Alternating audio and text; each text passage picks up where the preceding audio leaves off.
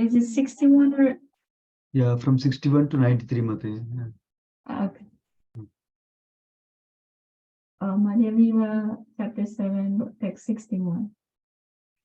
While Lord Sri Chaitanya Mahaprabhu was departing, Sarvabhauma Bhattacharya submitted the following at his lotus feet. My Lord, I have one final request that I hope you will kindly fulfill. 62. In the town of Vidyanagara, on the bank of Godavari, there is a responsible government officer named Ramandaraya. 63. Please do not neglect him, thinking he belongs to a Sudra family and engage in material activities. It is my request that you meet him without fail. 64. Sarvabhauma Bhattacharya continued, Ramandaraya is a fit person to associate with you. No other devotee can compare with him in knowledge of the transcendental mellows. 35. He is a most learned scholar as well as an expert in devotional mellows. Actually, he is most exalted, and if you can talk with him, you will see how glorious he is. 66. I could not realize when I first spoke with Ramandaraya that his topics and endeavors were all transcendental uncommon. I made fun of him simply because he was a Vaishnava. 67. The Bhattacharya said, by your mercy, I can now understand the truth about Ramandaraya. In talking with him, you will also acknowledge his greatness. 60. Lord Sri Chaitanya Mahaprabhu accepted Sarvabhauma Bhattacharya's request that he meet with Ramandaraya. Bidding Sarvabhauma farewell, the Lord embraced him. 69. Sri Chaitanya Mahaprabhu asked the Bhattacharya to bless him while he engaged in the devotional service of Lord Krishna at home, so that by Sarvabhauma's mercy, the Lord can return to Jagannath Puri. 70. Saying this, Sri Chaitanya Mahaprabhu departed on his tour, and Sarvabhauma Bhattacharya immediately fainted and fell to the ground. 71. Although Sarvabhauma Bhattacharya fainted, Sri Chaitanya Mahaprabhu did not take notice of him. Rather, he left quickly. Who can understand the mind and intention of Sri Chaitanya Mahaprabhu? 72. This is the nature of the mind of an uncommon personality. Sometimes it is soft like a flower, but sometimes it is hard as a thunderbolt. 73. The hearts of those above common behavior are sometimes harder than a thunderbolt, and sometimes softer than a flower. How can one accommodate such contradictions in great personalities? 74. Lord Nityananda Prabhu raised Sarvabhauma Bhattacharya, and with the help of his men saw him to his home. 75. Immediately, all the devotees came and partook of Sri Chaitanya Mahaprabhu's company. Afterward, Gopinath Acharya came with the garments and prasadam. 76. All the devotees followed Sri Chaitanya Mahaprabhu to a place known as Alanata. There they all offered respect and various prayers. 77. In great ecstasy, Sri Chaitanya Mahaprabhu danced and chanted for some time. Indeed, all the neighbors came to see him. 78. All around Sri Chaitanya Mahaprabhu, who is known as Gaurahari, people began to shout the holy name of Hari, Lord Chaitanya, immersed in his usual ecstasy of love, danced in the midst of them. 79. The body of Sri Chaitanya Mahaprabhu was naturally very beautiful. It was like molten gold dressed in saffron cloth.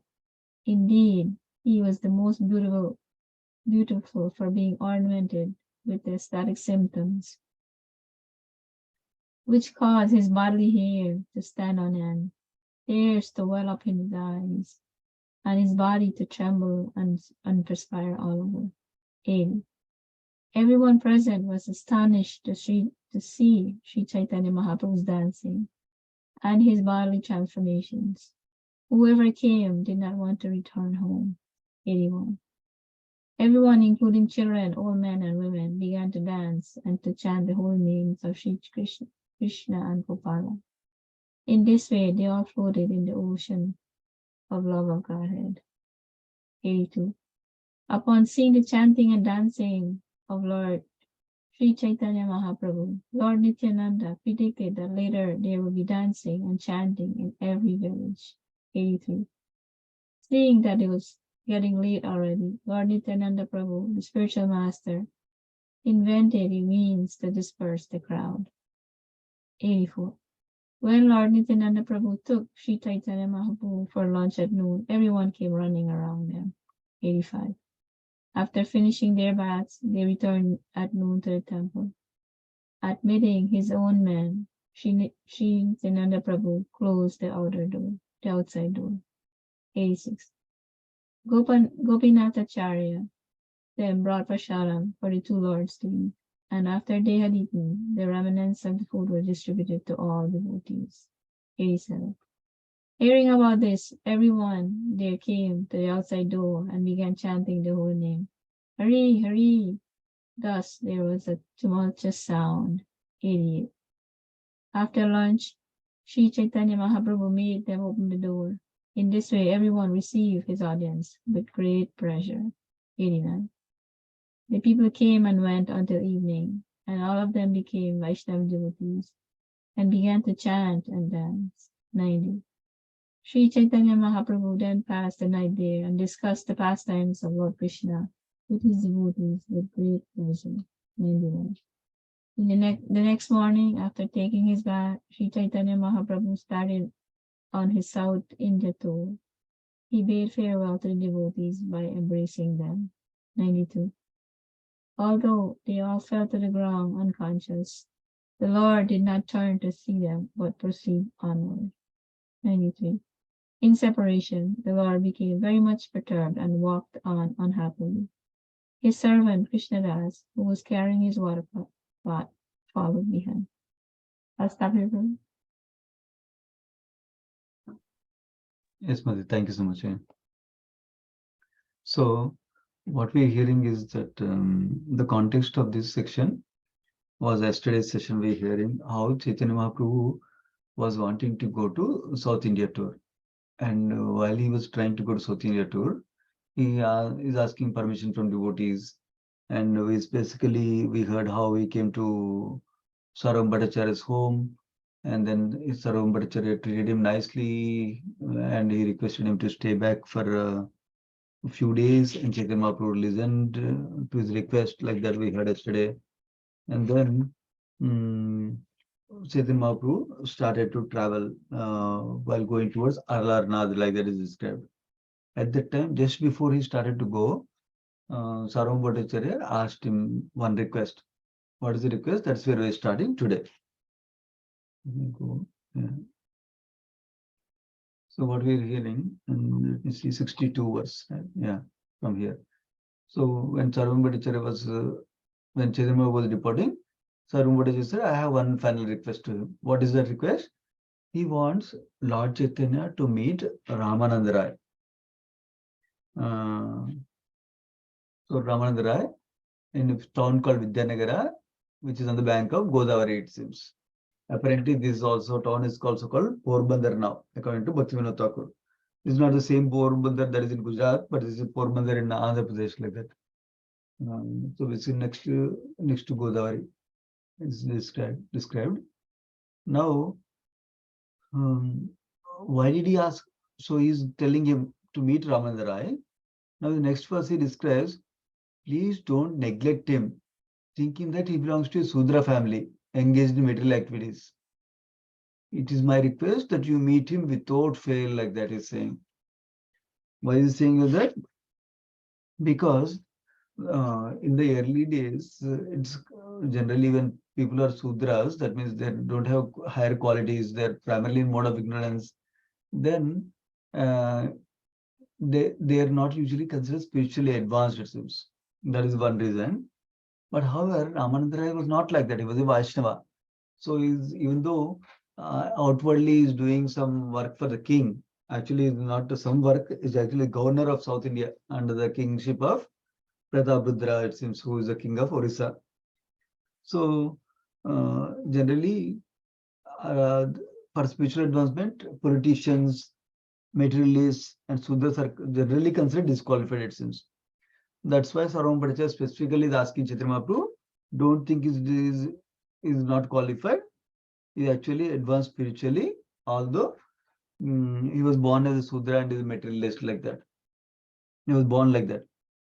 The purport clarifies another word called Vishayi. Vishayi means somebody who's attached to family life and is interested only taking care of wife, children, and worldly sense gratification only, not cultivating spiritual life basically. When somebody is interested like that, then they're called as Vishayi, it seems. So another point that will come out later on in the verses, the purport is telling now itself, is that Sarvam Bhattacharya earlier, he also thought Ramananda Rai was not very great. But then only after he got the mercy of Lord Chaitanya, only after he became Vaishnava, he understood how great Ramananda Rai is, like that is described here. Another point is, the word Adhikari is described here.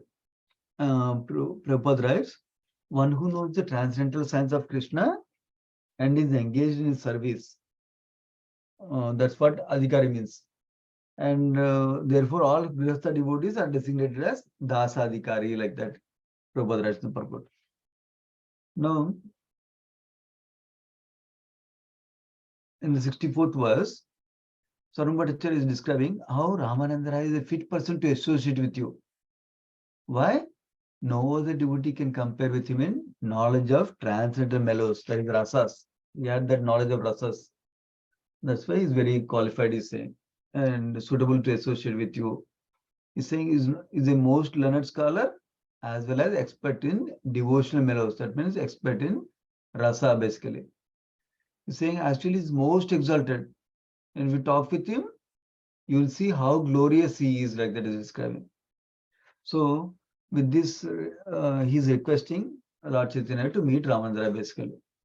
Then he's describing how before he became a devotee, Sarvam Bhattacharya became a devotee, he could not realize by seeing Ramananda Rai that he is actually a transcendental personality. His activities are transcendental like that. Instead, he made a fun of him, it seems, simply thinking there is a Vaishnava like that. Because Sarvam Bhattacharya, remember, was not not a Vaishnava earlier. He was following the this Shankara Sampradaya at that time. Impersonal philosophy also, Gnana path, speculation. So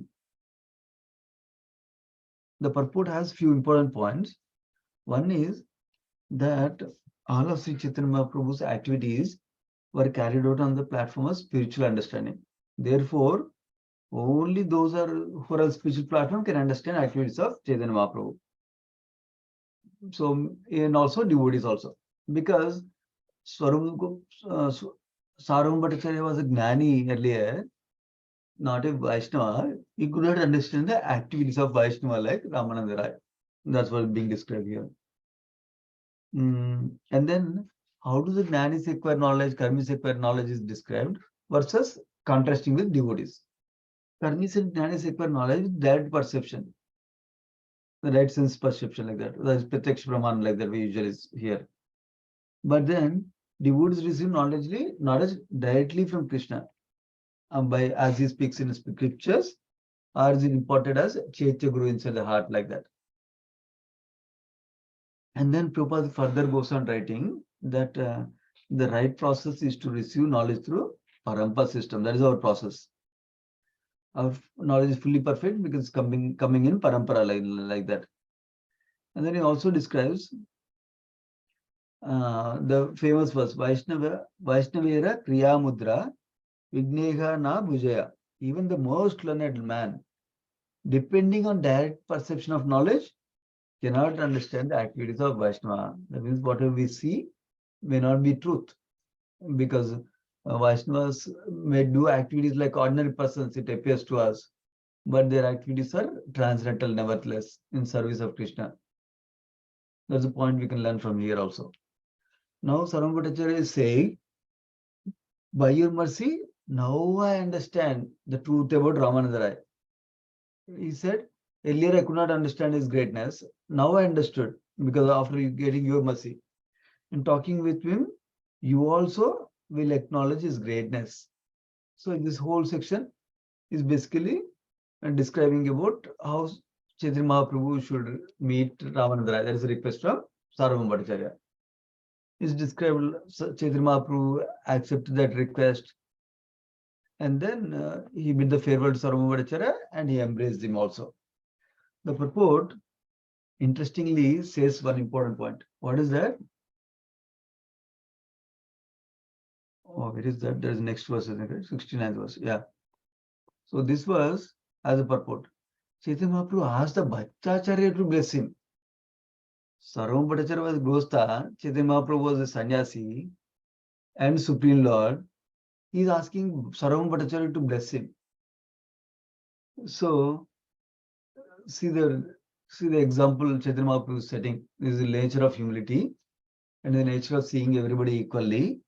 That's what is being highlighted in the purport. That normally a sannyasi is supposed to offer blessings to Grostha.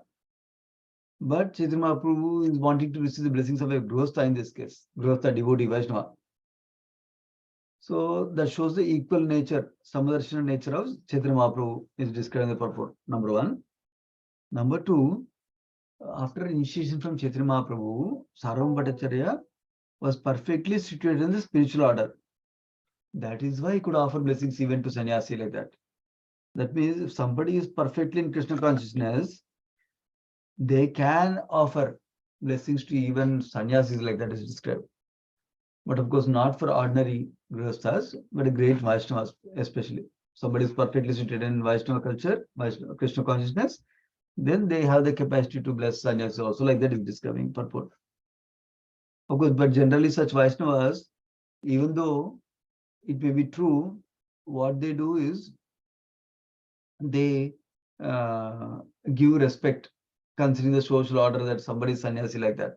They'll not be proud like, oh, look, I'm actually more Krishna conscious this sannyasi, so let me bless him. Not like they don't treat like that.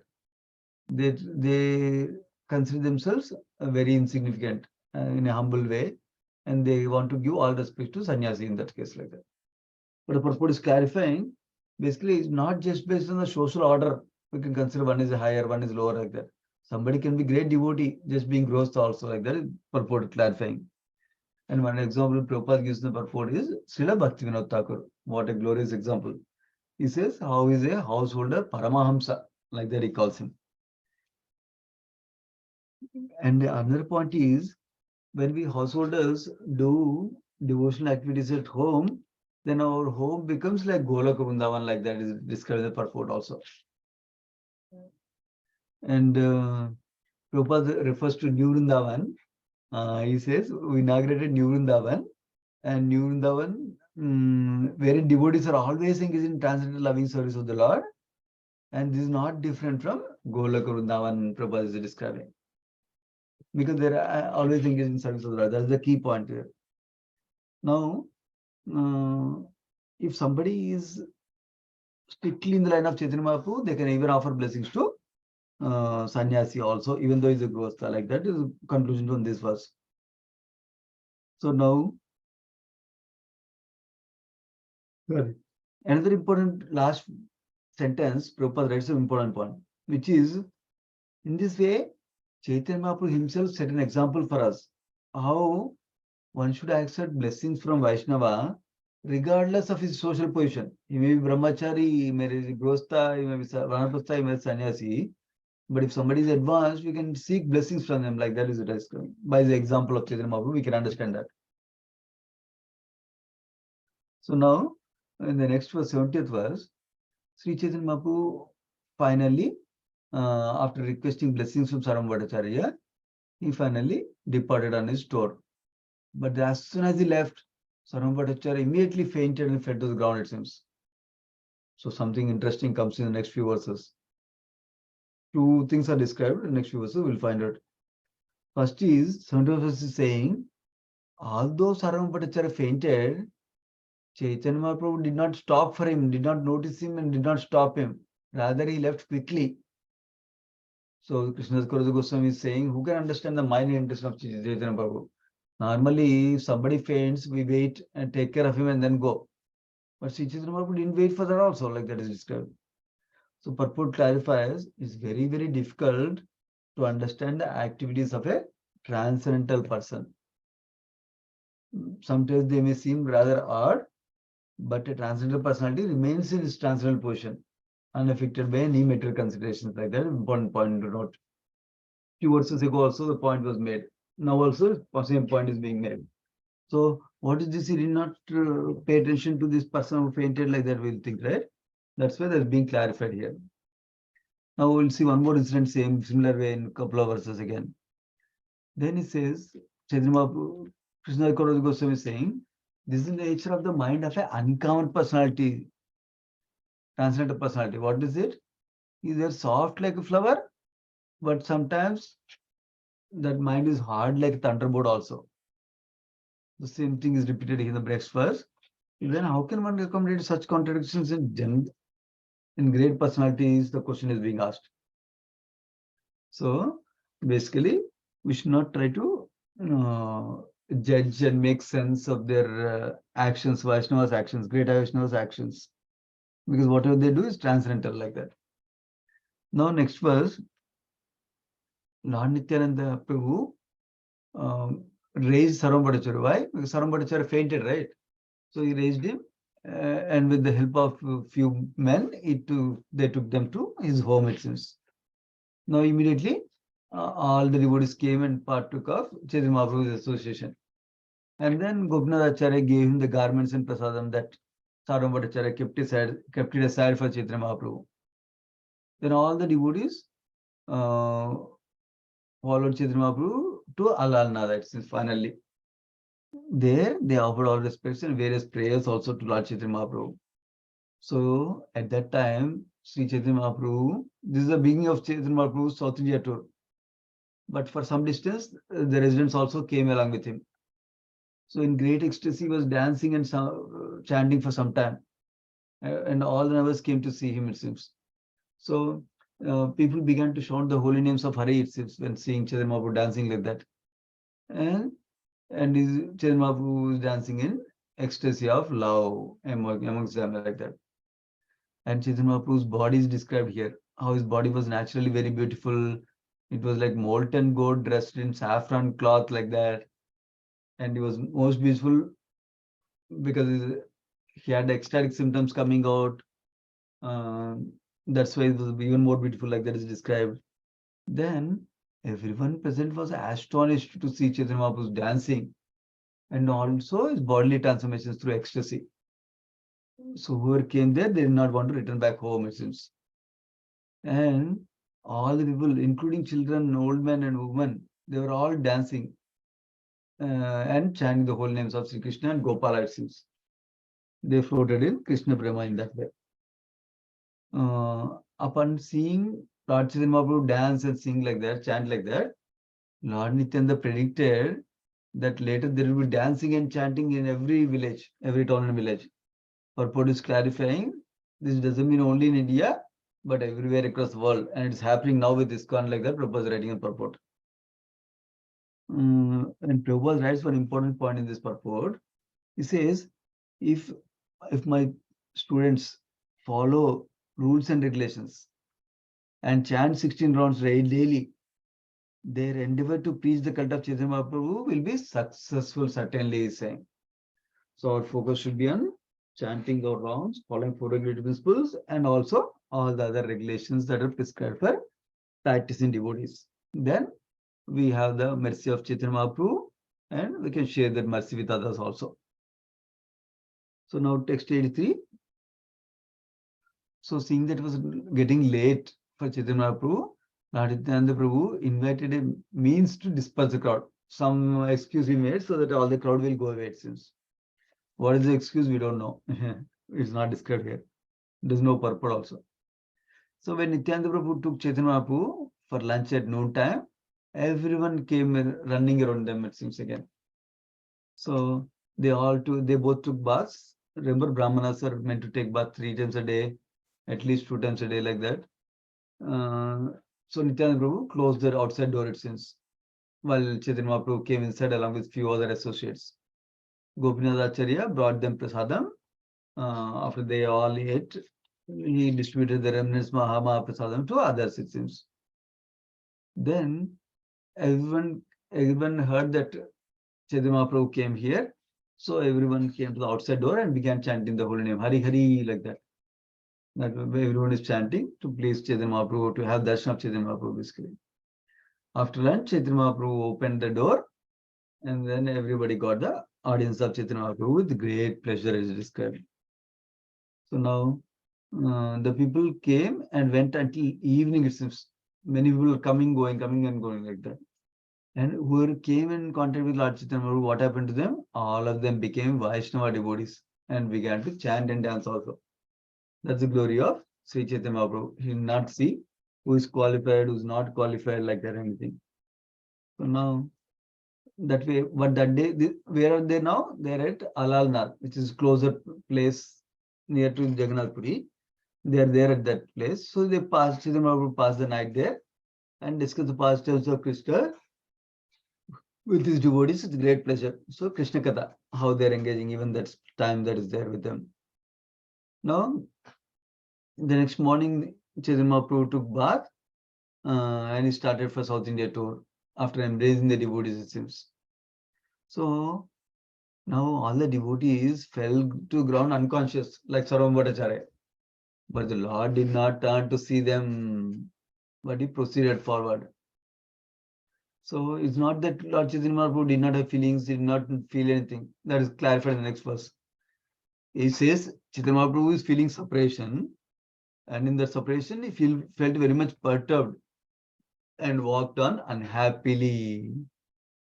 And his servant Krishnadas also followed him with his belongings like water pot, external flows, like that. So we're hearing how Chaitanya Mahaprabhu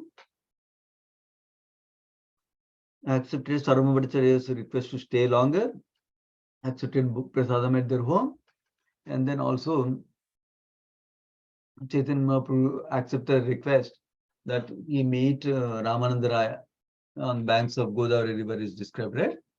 So that's also he described. And then we heard different symptoms of Lord Chaitanya Mahaprabhu in the last few verses, and how people took his association, like that is described. And everybody who came to meet, they all got Krishna Prema, like that we heard. Now Chaitanya Mahaprabhu is really starting for the South India tour finally. Now we'll hear beautiful pastimes the rest of the chapter about what all happened in the tour of Sri Chaitanya Mahaprabhu. We can pause here. We'll continue next time. Sri Chaitanya Charitamrita ki jai, Krishnadas Kaviraj Goswami ki jai, Srila Prabhupada ki jai. Let's offer obeisance to all the devotees of the Lord. Vancha kalpatarubhyascha kupasandubhyevacha paritana pavanebhyo vaishnavebhyo namo namah. Thank you so much, devotees. Thank you, Prabhu. Thank you. Hare Krishna. Hare Krishna.